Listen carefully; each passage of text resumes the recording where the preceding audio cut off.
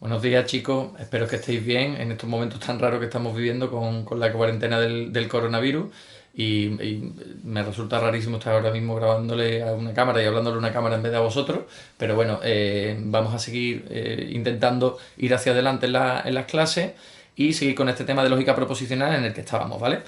Mi idea es, antes de seguir con la parte donde nos quedamos, es decir, seguir con la corrección que ya estábamos haciendo las primeras formalizaciones, vamos a hacer un primer vídeo de introducción en el que vamos a volver a recordar las cosas que vimos en la introducción. Los que ya lo tenéis claro porque en clase lo vimos y lo repasamos, podéis pasar de este vídeo, pero yo creo que lo suyo es que dejemos grabado la lección, digamos, desde el principio, ¿vale? Con vistas a que el repaso, bueno, pues esté lo más completo posible cuando queráis repasar el tema, ¿vale? Entonces, bueno, primero lo que hicimos fue ubicarnos, ¿vale? Vamos a ver dentro del campo de la lógica, siendo la lógica como es el estudio dentro de las matemáticas y de la filosofía, que lo que estudia son los principios de la demostración y la argumentación. Nosotros vamos a ver la lógica proposicional, ¿vale? Que es la lógica de orden cero, que le llegan a decir, digamos, la más básica de todas. Y bueno, para hacer este repaso muy rapidito, he preparado en la pizarra, bueno, pues un poco lo que son los conceptos básicos que vimos en su momento. Básicamente entender la diferencia que hay entre el lenguaje lógico y el lenguaje natural, ¿no? El lenguaje natural es el lenguaje con el que hablamos normalmente, el que utilizamos para expresarnos, un lenguaje muy rico, pero muy ambiguo, y que por lo tanto muchas veces nos conduce a errores, ¿no? A errores interpretativos. En clase pusimos algún ejemplo gracioso al respecto. Y el lenguaje formal de la lógica, que es mucho menos rico que el lenguaje natural, pero es mucho más exacto. Entonces, ahí está la cuestión de la lógica, ¿no? El proveernos de un lenguaje que es exacto, que nos permite hacer cálculos acerca de los razonamientos y las inferencias, cómo a partir de ciertas ideas podemos concluir otras. Entonces, lo que vamos a hacer nosotros, que lo vamos a ver dentro del campo de la filosofía, obviamente, aunque la lógica también tiene su sitio en el campo de la matemática, de la informática, de la electrónica incluso, vamos a estudiar tres apartados. La formalización, que es coger textos que están en un lenguaje natural y convertirlos al lenguaje lógico. Las tablas de verdad, que ya una vez que tengamos esa formalización hecha, una argumentación hecha, comprobar bajo qué circunstancias esa determinada argumentación es verdadera o es falsa. Y finalmente lo que son las inferencias o el cálculo, que cuando vamos a ver si a partir de unas determinadas premisas se pueden llegar o no se puede llegar a esas conclusiones. Daremos ahí una serie de reglas básicas de la lógica proposicional y aprenderemos a hacer el cálculo. Vamos a ir viéndolo poco a poco. Esto es muy importante no perderse, ir desde el principio cogiéndole el rollo, pero que no es nada complicado, ¿eh? Es una cuestión de práctica, de hacernos al propio lenguaje de la lógica, y ya veréis que el cálculo es más bien sencillito, ¿vale? Entrando dentro de lo que es el primer apartado, que sería el de formalización, le damos la vuelta a la pizarra y tenemos aquí lo que ya vimos también en clase, ¿vale? En la lógica proposicional, esto sí es una cosa que me gustaría aclarar, porque ya estuvimos viendo los primeros ejercicios y vimos cómo la cosa falló en algunos aspectos. Tenéis que tener en cuenta una cosa: se va a trabajar con enunciado, con proposiciones enteras, ¿vale? Por lo tanto, las frases no se van a descomponer en partes simples, ¿no? El otro día veíamos algunos ejemplos, y lo vamos a ver en el siguiente vídeo, en el que poníamos algunas trampas de frases de repente muy largas, y por eso creíais que de repente ahí había muchas proposiciones y había que darle forma, ¿no?, a eso de una manera muy compleja, cuando en el fondo esa frase tan larguísima que vimos se traducía al lenguaje formal como P. ¿Por qué? Porque aquí los enunciados, las proposiciones, se cogen como un todo, ¿vale? No estamos analizando si aquí hay una perífrasis verbal, que es sujeto, que él es el predicado, que, ¿vale? Nada de eso, es complemento directo, nada, la proposición entera, el enunciado. ¿Qué se está enunciando ahí? ¿Qué se está afirmando? Esto, pues eso es una letra, ¿vale? Por muy larga que sea, ¿vale? Si ya tenemos un par de proposiciones, un par de enunciados que se conectan entre sí, entonces sí tenemos que meter lo siguiente, que son los conectores, ¿vale? Pero yendo parte por parte, lo que teníamos son lo que tenemos al formalizar para formalizar el lenguaje natural y convertirlo en lenguaje formal de la lógica proposicional. Lo que tenemos es, por un lado, las proposiciones en sí. Lo primero que tenemos que ver es cuántas proposiciones hay en aquello que queremos formalizar, y le asignamos letras variables desde la P minúscula en adelante, ¿vale?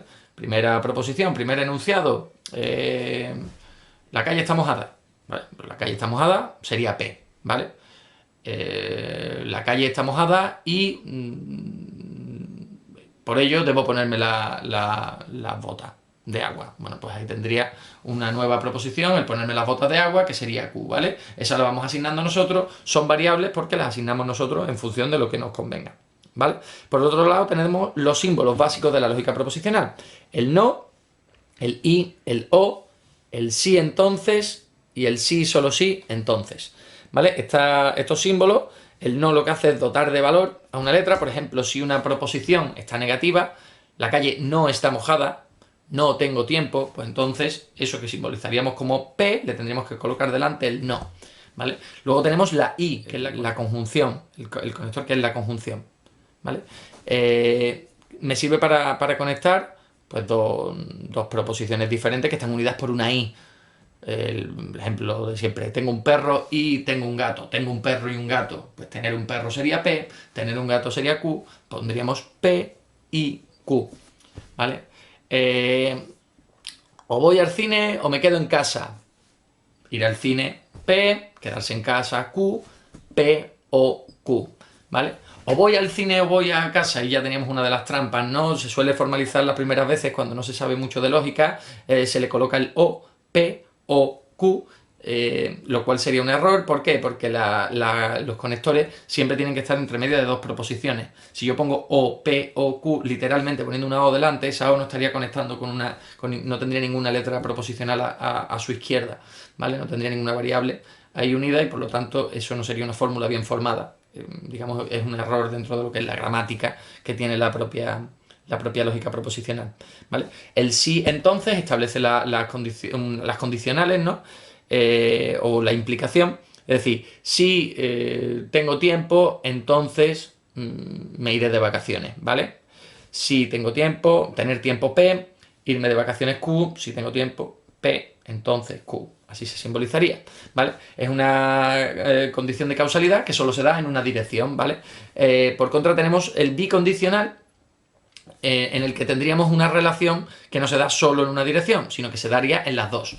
Por ejemplo, tendré el pelo corto si solo si me pelo, ¿vale? Pues si me pelo entonces tendré el pelo corto, y si tengo el pelo corto es porque me he pelado, ¿vale? Es decir, la condición se da hacia las dos direcciones. Y por último tenemos esos símbolos auxiliares o sincategorimáticos, que son los paréntesis, los corchetes y las llaves, que me sirven para designar el alcance que tienen los conectores, ¿vale? Esto a lo mejor sí que vendría bien borrar y poner el ejemplo, pero bueno, ya lo vimos también en clase.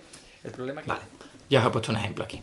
Si tuviésemos esto, así tal cual, P, entonces Q y R, sin encerrar de ninguna manera con paréntesis ni una parte ni otra de la implicación, no podríamos saber si realmente aquí lo que tenemos es eso, una implicación o condicional en el que tenemos dos elementos, su antecedente y su consecuente. Antecedente es lo que está antes de la flecha, consecuente es lo que está después de la flecha. No sabríamos si esto es una implicación que tendría esta forma realmente con los paréntesis, o si realmente lo que tenemos es una conjunción que es el I, en el que tendríamos dos elementos que están unidos por una I, ¿no? A y B. En este caso A sería P entonces Q y B sería en este caso la R. Es decir, los paréntesis me sirven para delimitar el alcance de los conectores y saber, bueno, pues eso, si esta implicación en este caso tiene un máximo alcance y englobaría todo, o es aquí el símbolo que tendría máximo alcance porque englobaría todo, ¿vale? Para eso sirven los paréntesis, los corchetes si ya he utilizado paréntesis, las llaves si ya he utilizado corchetes y paréntesis. Se llaman símbolos sincategorimáticos porque no tienen valor en sí mismos, ¿no? Lo único que establecen es un valor relacional, ¿vale? Y que sirve en base a los elementos que ya tenemos. Y con eso tenemos los elementos básicos para empezar a formalizar. Ya la idea es, pues, ir haciendo formalizaciones, ¿vale? Y ir probando, viendo dónde nos podemos equivocar, dónde el lenguaje natural muchas veces nos puede jugar malas pasadas a la hora de pasar al lenguaje lógico las fórmulas. Y una vez que ya le vayamos cogiendo el tranquillo, pues hacer formalizaciones unas pocas y ya veréis cómo se le coge el tranquillo rápido, y esto es bastante sencillito de aprender, ¿vale? Bueno, pues hasta aquí la primera clase de lógica en vídeo. Chao, chao.